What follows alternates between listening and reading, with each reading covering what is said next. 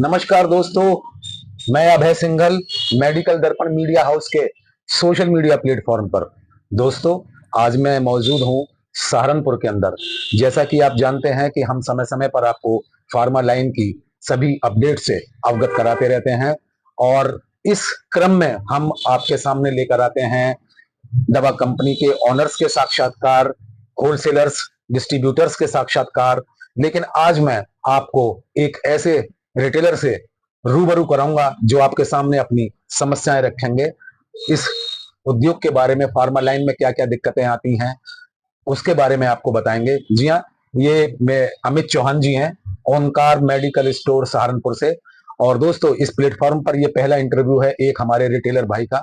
बहुत बहुत धन्यवाद आपका अमित जी, जो आपने हमें समय दिया है। बहुत बहुत धन्यवाद सर।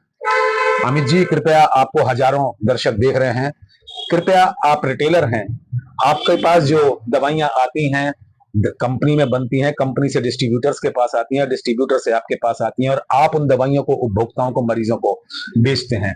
कृपया हमारे दर्शकों को बताएं कि क्या चीज आप इसमें महसूस करते हैं, क्या कमियां महसूस करते हैं, क्या अच्छाइयां महसूस करते हैं, और क्या आप चाहते हैं कि इस दवा लाइन में हो, जिससे कि इस लाइन में और ज्यादा आपको दवा बेचने में ट्रांसपेरेंसी यानी पारदर्शिता आए।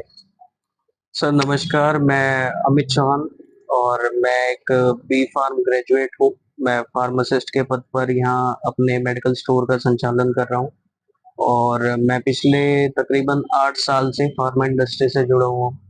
इसमें मैंने सेल्स रैप से लेकर आगे मैनेजमेंट में भी जॉब की है और एक्सपीरियंस हासिल करा है। उसके बाद होलसेल में भी मैंने अपना कारोबार स्थापित करा और अब मैं रिटेल पे यहाँ फार्मासिस्ट के पद पर अपना ही मेडिकल स्टोर चला रहा हूँ।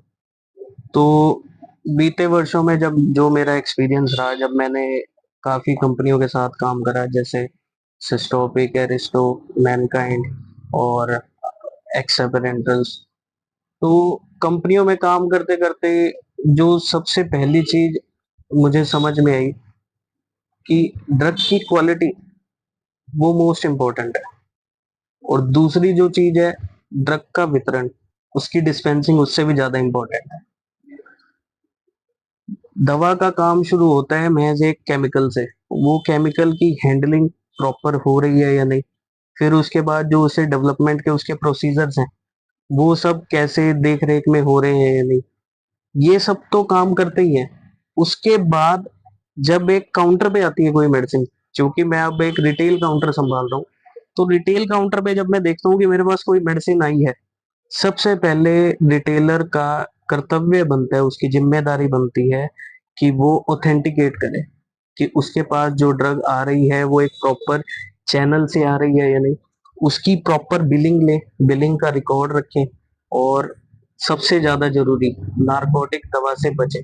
बचे नहीं, मैं कहूंगा कि बहुत ही एहतियातन उनकी सेल और परचेज करें। नारकोटिक्स के तो अमित जी बहुत मामले आए हैं और क्या कहते हैं, ये होना भी नहीं चाहिए। अभी पिछले पिछले साल ये जो बच्चे जो दिवंगत हो गए, उससे गवर्नमेंट भी काफी अब सचेत हो गई है।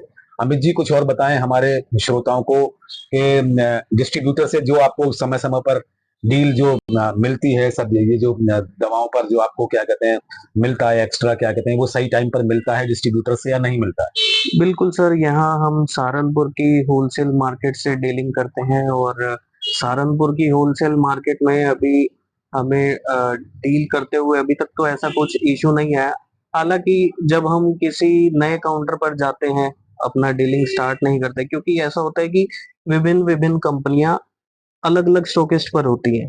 तो सपोज मेरे पास कोई ऐसी रिक्वायरमेंट है जिसकी मेरे से डीलिंग नहीं है, तो उस केस में हमें कई बार अपने आप को ये स्थापित करना पड़ता है कि हम एक रिटेलर हैं और डील तो फिर उस केस में हम लूज कर देते हैं। ऑनलाइन में आपका ऑनलाइन दवा ने आपके व्यवसाय को काफी नुकसान पहुंचाया है, लेकिन धीरे धीरे कम भी कर रहा है और शीर्ष नेतृत्व जो एसोसिएशन है इंडिया की, वो भी इसमें लगी हुई है। तो क्या कहते हैं, आप पर आपके कारोबार पर इस ऑनलाइन से कितना प्रभाव पड़ा? सर ऑनलाइन से प्रभाव तो पड़ रहा है। ऑनलाइन तो देखो क्या हो रहा है कि जब बड़े प्लेयर्स आएंगे तो छोटे प्लेयर्स के लिए स्ट्रगलिंग फेस बढ़ेगा और स्ट्रगल भी बढ़ेगा। पर इतना है कि जब फिजिकली कोई हमारे पास आता है, तो मेरे रिटेल काउंटर पर जब फिजिकली कोई आता है और उसे जब मैं कंसल्ट करता हूँ, बातचीत करता हूँ, तो मैंने खुद पेशेंट से फीडबैक लिया है कि वो ऑनलाइन की बजाय यहाँ पर अगर उन्हें 2 रुपए ज्यादा भी देने पड़ रहे हैं, लेकिन जो उनकी सेटिस्फेक्शन है उससे वो ज्यादा संतुष्ट हैं, और उसी की वजह से ऑनलाइन को लोग अब छोड़ते जा रहे हैं।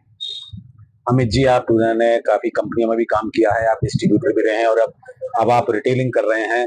क्या संदेश देना चाहेंगे आप इस साक्षात्कार के अंत में मरीजों को, उपभोक्ताओं को? मेरा एक यही मैसेज रहेगा कि लोग अक्सर क्या करते हैं, रेट गेम प्ले करते हैं। तो कहीं से कोई चीज 2 रुपए सस्ती, कहीं से कोई चीज 2 रुपए महंगी, बजाय इसके कि वो जो चीज परचेज कर रहे हैं वो उनकी बॉडी के लिए बहुत महत्वपूर्ण है। अगर आप खाना खाने जाते हैं मार्केट में, तो आप देखते हैं कि साफ सफाई है या नहीं, आप देखते हैं कि कितना पुराना काउंटर है, इनकी क्वालिटी अच्छी है या नहीं, गंदमंद तो नहीं आपको खिला देंगे, आपकी बॉडी को नुकसान तो नहीं हो जाएगा। लेकिन जब हम कोई मेडिसिन का इनटेक करते हैं, एडमिनिस्ट्रेशन करते हैं, तो हम ये सोचते हैं कि सबसे सस्ती कौन सी मेडिसिन मिलेगी, जो कि सोच बदलनी चाहिए। बहुत बहुत धन्यवाद आपका Amit thank ji. You so much sir. तो दोस्तों, ये थे हमारे अमित जी, ओमकार मेडिकल स्टोर सहारनपुर से।